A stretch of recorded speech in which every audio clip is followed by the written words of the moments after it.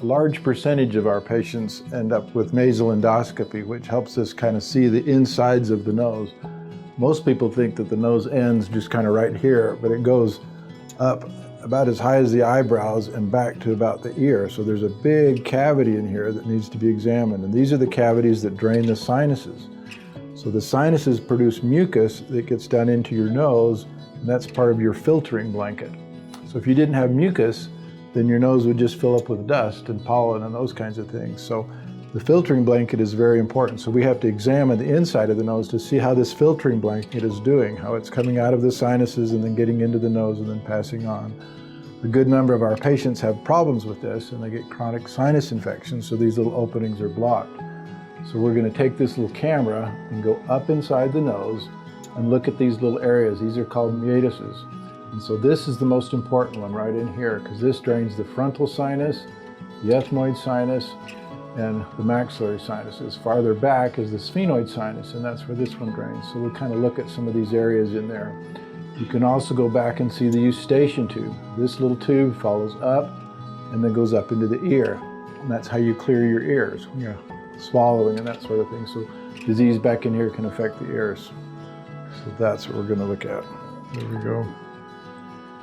All right, so this is the inferior turbinate on the left. This is her septum on the right. And this is that area that we need to look at right in there.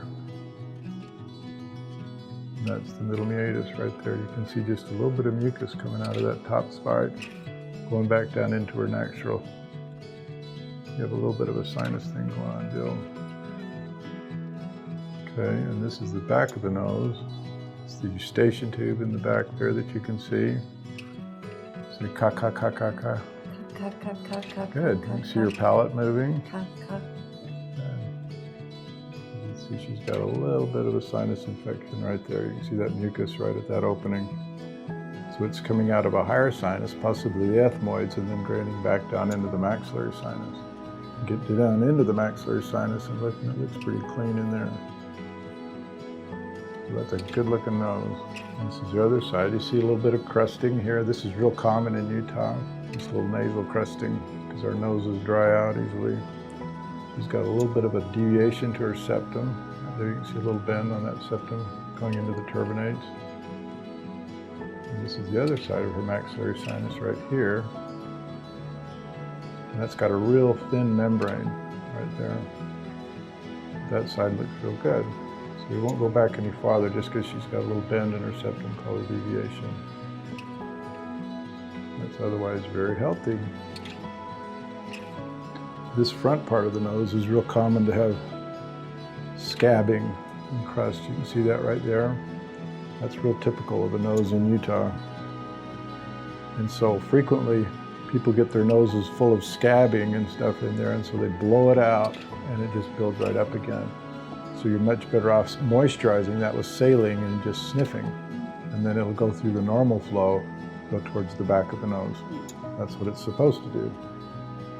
One of the biggest problems that we see are people that over-clean their noses.